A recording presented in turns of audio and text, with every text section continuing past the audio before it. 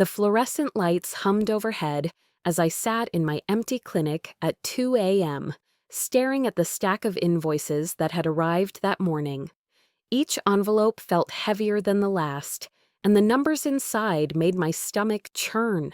6 months behind on rent, 3 months behind on equipment payments, staff salaries due tomorrow, and my bank account showing a balance that wouldn't cover a decent dinner.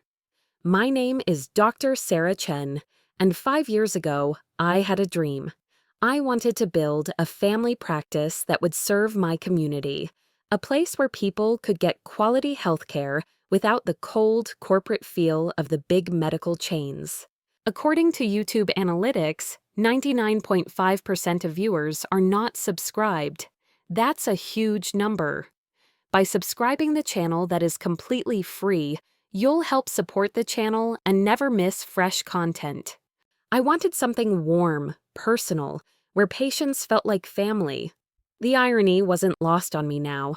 I'd started with nothing. Fresh out of residency, drowning in student loans, I'd maxed out every credit card I could get my hands on. I worked double shifts at the hospital to save every penny, lived on ramen noodles and hope.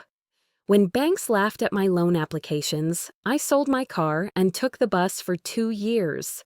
When I couldn't afford proper medical equipment, I bought used machines and refurbished them myself, watching YouTube videos until 3 a.m. to learn how. The early days were brutal. I was receptionist, nurse, janitor, and doctor all rolled into one. I answered phones between patients, mopped floors after hours, and balanced books until my eyes burned. But slowly, patient by patient, the practice grew. Word spread about the young doctor who actually listened, who didn't rush you out after 5 minutes, who remembered your kids' names. That was when my family started paying attention. My brother Marcus was the first to call. "Sarah, I heard business is picking up. That's amazing, sis. Hey, I've been thinking about a career change. Think you could use someone to help with the business side of things? I mean, family helping family, right?" Then came my sister Lisa. I just finished my medical assistant certification, and you know how hard it is to find work these days. I was hoping maybe you could give me a chance. I promise I'll work hard. My cousin Derek wanted to handle IT. My Aunt Patricia thought she'd be perfect for patient relations. Even my parents chimed in, suggesting that maybe it was time to bring the family together and make the clinic a true family business. The requests multiplied like bacteria in a petri dish. Every family gathering became a networking event where I was the main target. They had business plans, suggestions for expansion, ideas about how to really make this thing profitable. But here's what they didn't see: the sleepless nights, the constant stress, the sacrifices. They didn't see me crying in my car after particularly hard days, or eating cold pizza alone in the office because I couldn't afford to close early. They saw success, finally, and wanted their piece. "Think about it, Sarah," Marcus had said at our last family dinner. "We could expand to 3 locations within 2 years. I've got investors interested. We just need to restructure as a partnership." Partnership. The word made my skin crawl. I'd been thinking about it, all right. I'd been thinking about how none of them had offered help when I was struggling, how they'd all been conveniently busy when I'd needed a loan for the down payment on equipment, how they'd rolled their eyes when I talked about my little clinic dream during those early years. Now that same little clinic was generating enough revenue to support several families, and suddenly everyone wanted in. The betrayal hit me fully 3 weeks ago, during what I thought was a casual family barbecue. I'd stepped inside to use the bathroom and heard voices from the kitchen. My parents, Marcus and Lisa, huddled around the island like conspirators. "She's being stubborn about this," Marcus was saying. "The clinic could be a gold mine if it was managed properly." "Sarah's always been too sentimental," my mother replied. She doesn't understand business. Maybe we need to approach this differently, Lisa suggested. What if we just started helping out? Show her how valuable we could be. Once we're established there, it'll be harder for her to say no to making it official. My father's voice was the one that cut deepest. The girl's doing well, but she's in over her head. She needs family guidance whether she admits it or not. This clinic belongs to all of us, really. We supported her through medical school. Supported me through medical school? They'd helped with exactly 2 tuition payments before declaring they couldn't afford any more. I'd covered the rest with loans that were still strangling me financially. I'd stood in that hallway, my hand on the bathroom door, listening to them plan how to systematically take over my life's work.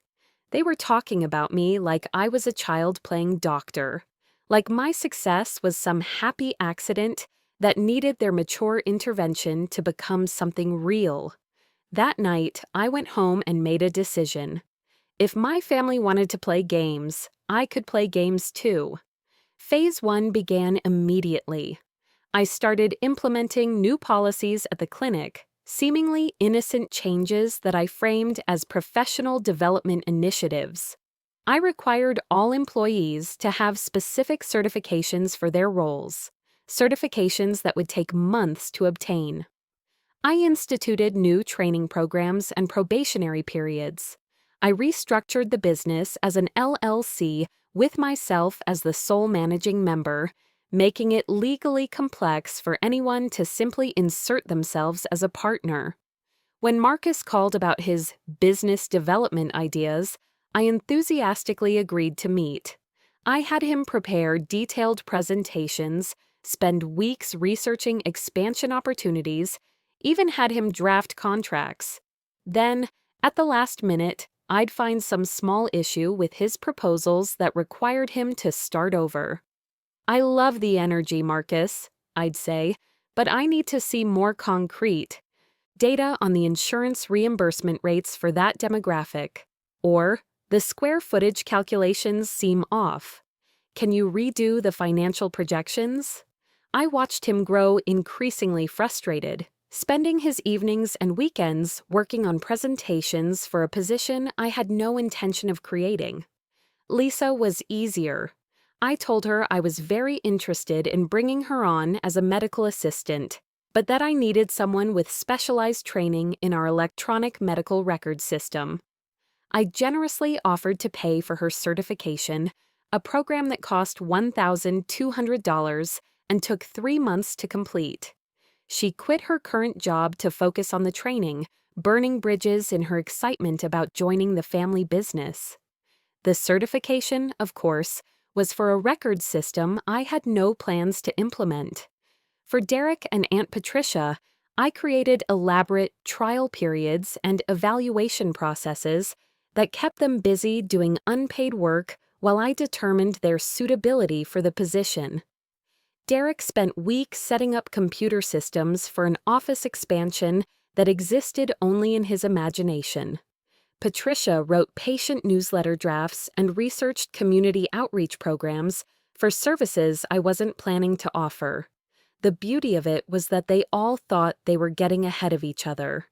I'd hint to Marcus that Lisa's medical background might give her an edge in the partnership discussion. I'd suggest to Lisa that Derek's tech skills were really impressing me. I had them competing against each other while I sat back and watched them exhaust themselves chasing shadows. But the real masterstroke came when I scheduled a family meeting to discuss the future of the clinic. I'd reserved the conference room at the local hotel, made it formal with printed agendas and everything. The whole family showed up: parents, siblings, cousins, even some extended family members I barely spoke to who had apparently heard through the grapevine that there might be money involved. They filed in wearing their best business attire, carrying notebooks and prepared remarks. Marcus had bound copies of his expansion proposal. Lisa brought her certification paperwork. Derek wheeled in a presentation board about IT infrastructure. The room buzzed with excitement and nervous energy. I stood at the head of the table, looking around at these people I'd once loved unconditionally, and felt nothing but cold satisfaction. "Thank you all for coming," I began. "As you know, the clinic has been doing well, and I've been giving a lot of thought to your various suggestions about bringing family into the business." Eager nods around the table. Someone actually started applauding. "I've decided," I continued, "to expand my practice. But not in the way you might expect." I clicked a remote, and the hotel's projection screen lit up with the logo for Chen Medical Group, my new corporate entity that I'd been quietly establishing for months. "I'm opening 2 additional locations, both in underserved communities about an hour outside the city. These clinics will focus on preventive care and health education, serving families who can't afford traditional health care." The confusion was immediate. This wasn't the money-making expansion they'd envisioned. "Now about family involvement," I said, my voice steady and professional. "After careful consideration of everyone's qualifications and commitment levels, I've made some decisions." I paused, letting the tension build. "Marcus, your business development ideas showed real initiative. Unfortunately, they also showed a fundamental misunderstanding of healthcare economics and patient care priorities. The expansion you proposed would have required me to compromise the quality of care that built this practice's reputation. I can't do that." His face fell. "Sarah, we can revise the proposal." "Lisa," I continued, cutting him off, "your dedication to getting certified was admirable. However, the position I described doesn't actually exist. We're not implementing that record system. Your training, while valuable, isn't applicable to our current needs." The color drained from her face. "But you said," Derek, Aunt Patricia, and everyone else who submitted proposals or completed trial work, thank you for your time. Unfortunately, none of the positions you've been preparing for will be created." The room exploded. Voices raised, chairs scraped back, accusations flew. My mother stood up, her face red with indignation. "Sarah Elizabeth Chen, what is the meaning of this? We're your family." "You're absolutely right," I replied calmly. "You're my family. And family is supposed to support each other through the hard times, not just show up when there's success to share." "We always supported you," my father protested. I clicked the remote again. The screen now showed a timeline I'd created, documenting my journey to build the clinic. Every loan denial, every sacrifice, every late night I'd worked alone. Parallel to it was another timeline showing my family's involvement, or lack thereof. When I needed a cosigner for the equipment loan that would let me purchase an X-ray machine, who was available? I asked the room. Silence. When I was working double shifts and needed someone to watch the office for 2 hours so I could go to the bank, who could help? More silence. When I had to choose between paying my rent and buying supplies for the clinic, who offered assistance? My brother Marcus finally spoke, his voice defensive. "Sarah, we didn't know how bad things were." "You never asked for help directly." "I asked for help dozens of times. I asked for small loans, for cosigning, for advice, for moral support. I was told that my business plan was unrealistic, that I was taking on too much risk, that maybe I should work for someone else instead of trying to build something of my own." I advanced to the next slide, a financial breakdown of the clinic's current success. Last year, this clinic generated $2.3 million in revenue. After expenses, staff salaries, loan payments, and reinvestment in equipment, my personal income was $127,000. Comfortable, yes, but hardly the gold mine you seem to think it is. The room had gone completely quiet. "But here's what really bothers me," I continued. "It's not just that you weren't there when I needed help. It's that you actively discouraged me. You made me feel like I was being foolish and irresponsible. And now that it's working, you want to swoop in and take credit for the success. My mother's voice was small. We just wanted to be part of your success, honey. No, I said firmly. You wanted to be part of my profit. There's a difference. I clicked to the final slide. Moving forward. I am expanding the practice, as I mentioned. Both new locations will serve low-income communities. The business model prioritizes patient care over profit margins. If any of you are genuinely interested in healthcare and serving others, you're welcome to apply for positions at market rates with standard qualifications required. Marcus leaned forward. Sarah, you can't be serious. We're family. You're absolutely right. We are family. And I love you all. But love doesn't entitle you to the fruits of labor you didn't participate in. It doesn't give you ownership over dreams you didn't help build. I began packing up my materials.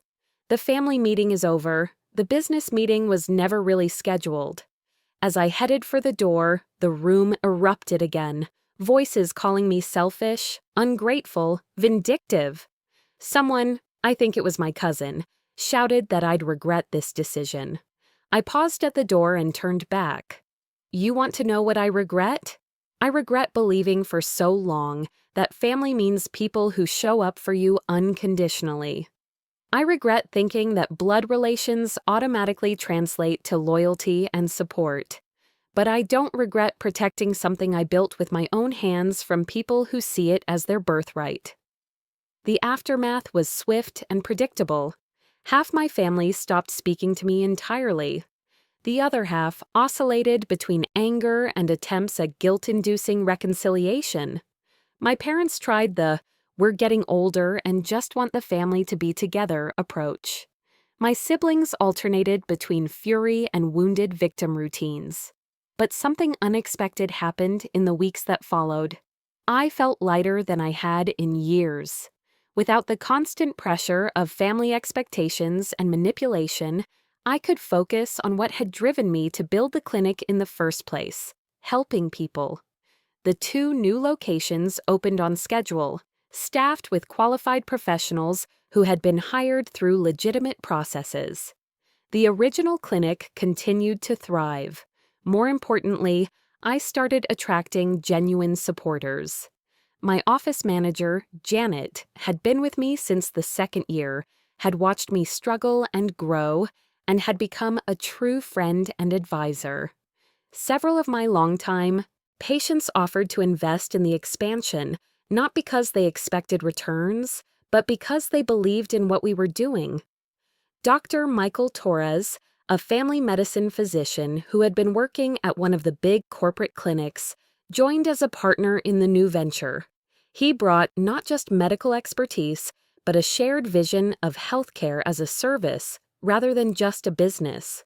3 months after the infamous family meeting, I received a letter from Marcus.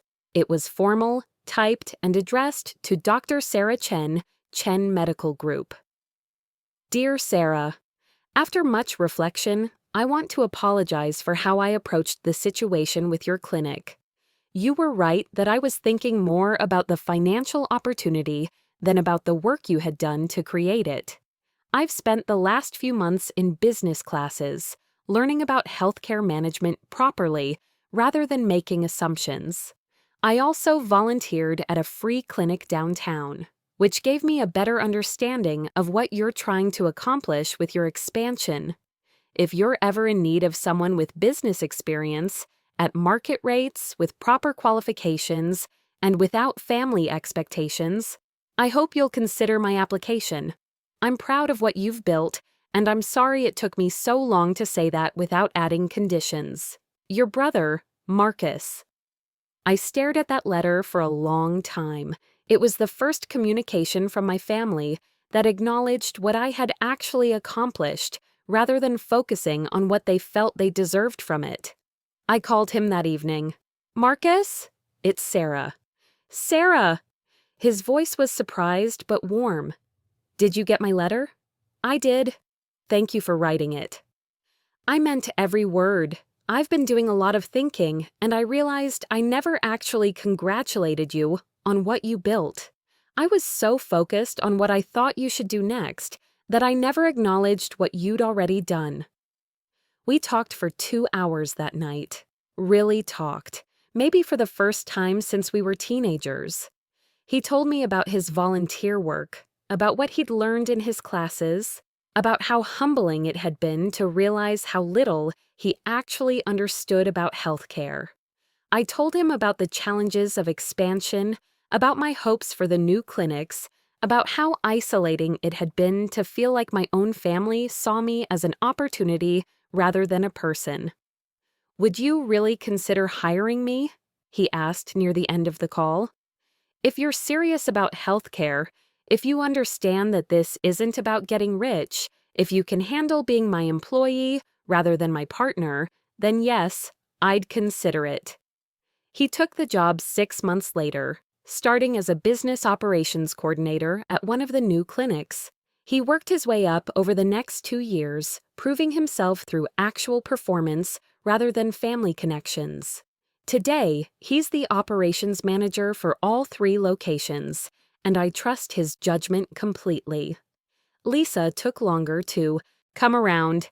She eventually finished a legitimate medical assistant program and got a job at another family practice. She sends me Christmas cards now, and we have polite but distant conversations at the few family gatherings I still attend. My parents and I have reached a détente. We don't discuss business, but we can have dinner together without anyone storming out. They've never fully acknowledged their role in what happened, but they've stopped asking about partnership opportunities. The extended family members who had circled like vultures, most of them faded back into their previous level of contact, holiday cards and occasional social media interactions. Some still think I'm a vindictive bitch who destroyed family relationships over money. I'm okay with that assessment, but the real resolution came 2 years later at a community health fair where all 3 Chen Medical Group clinics had set up booths. I was demonstrating blood pressure checks when I looked up to see my entire family, parents, siblings, cousins, everyone, standing at the edge of our tent. My mother stepped forward, looking older than I remembered, but smiling genuinely for the first time in years.